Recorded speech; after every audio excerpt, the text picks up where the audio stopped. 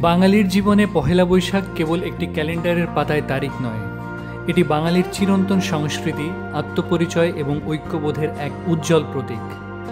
বাংলা বছরের প্রথম দিনটি যুগ যুগ ধরে উদযাপিত হয়ে আসছে নানা আয়োজনে, নানা রঙে এবং প্রাণের আবেগে। সময়ের পরিক্রমায় এটি হয়ে উঠেছে বাঙালির জাতিসত্তার অবিচ্ছেদ্য অংশ। পহেলা বৈশাখের শিকড় নিহিত রয়েছে বাংলার কৃষিভিত্তিক সমাজে। ফসল ঘরে তোলার পর কৃষকরা জমির খাজনা পরিশোধ করতেন। সম্রাট আকবরের আমলে হিজরি সালের অসুবিধা দূর করতে কৃষিকাজের উপযোগী বাংলা সাল প্রবর্তন করা হয়, যাতে খাজনা আদায় সহজ হয়। এই দিন থেকেই শুরু হয় নতুন হিসাব খাতা, যা পরবর্তীতে হাল খাতা নামে পরিচিত হয়। ব্যবসায়ীরা পুরনো হিসাব শেষ করে মিষ্টিমুখ করিয়ে শুরু করেন নতুন বছরের লেনদেন। এই ঐতিহ্য আজও সমানভাবে চলমান। স্বাধীন বাংলাদেশের সাংস্কৃতিক জাগরণে পহেলা বৈশাখ ছিল একটি গুরুত্বপূর্ণ মোড়। 1966 সালে ছাত্র ইউনিয়ন ছুটির দাবিসহ নববর্ষের স্বীকৃতির আন্দোলন নবজাগরণের সূচনা করে। এরপর 1987 সাল থেকে এটি সার্বজনীন রূপ লাভ করে, যেখানে ধর্ম বর্ণ নির্বিশেষে সবাই এই উৎসবে অংশগ্রহণ শুরু করেন। ঢাকা বিশ্ববিদ্যালয়ের চারুকলা অনুষদের আয়োজনে মঙ্গল শোভাযাত্রা আজ এই উৎসবের এক অবিচ্ছেদ্য অংশ। 1989 সালে শুরু হওয়া এই শোভাযাত্রা 2016 সালে ইউনেস্কোর সাংস্কৃতিক ঐতিহ্যের স্বীকৃতি পায়। শোভাযাত্রায় লোকজ শিল্পরূপে তুলে ধরা হয় মুখোশ, পাখি, মাছ ও বাঘের প্রতিকৃতি, যা প্রতীক হয়ে দাঁড়ায় অশুভ শক্তির বিরুদ্ধে শুভ বোধের। পহেলা বৈশাখের দিনে বাঙালি ঘর ছেড়ে পথে নামে উৎসবের রঙে রাঙিয়ে।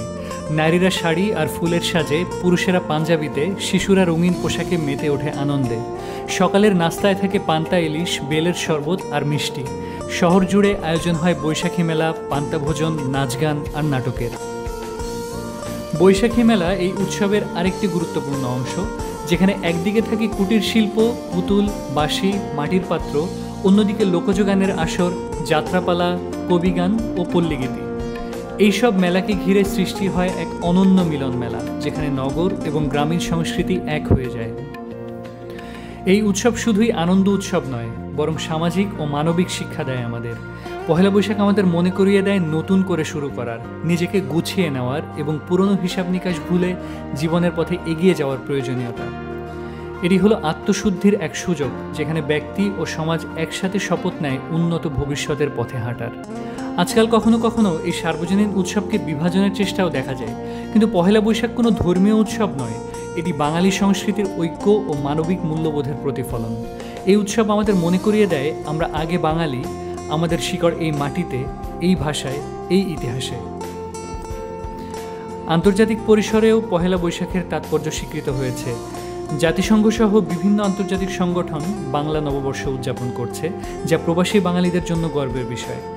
বাংলাদেশ ছাড়াও পশ্চিমবঙ্গ, ত্রিপুরা, আসাম, এমনকি মধ্যপ্রাচ্য, ইউরোপ, আমেরিকাতেও পহেলা বৈশাখ উদযাপিত হচ্ছে প্রবাসী বাঙালিদের উদ্যোগে।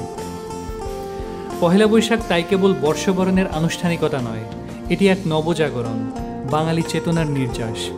এসো হে বৈশাখ আহ্বানে আমরা যেন প্রতি বছর নতুন প্রাণ পাই, পুরনো ক্লান্তি ঝেড়ে সামনের দিকে এগিয়ে যাই। তাই আমাদের দায়িত্ব এই ঐতিহ্য ও ইতিহাসকে শুধু পালন করা নয়, এর অন্তর্নিহিত মূল্যবোধ ও বার্তা ভবিষ্যৎ প্রজন্মের কাছেও পৌঁছে দেয়া।